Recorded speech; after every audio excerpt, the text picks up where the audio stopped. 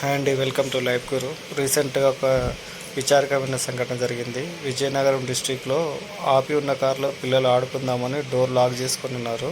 పాపం నలుగురు శ్వాస ఆడక కారులోనే మూగజీవులై పడి ఉన్నారు. సో ఎవరైనా కార్ ఆటోమేటిక్ లాక్ ఉన్నప్పుడు ఏం చేయాలంటే కార్ మిర్రర్ పై టాప్ పొజిషన్ కార్నర్లో టేప్ అతికించండి. దీనివల్ల కొంచెం గ్యాప్ అనేది మిర్రర్కి ఉంటుంది.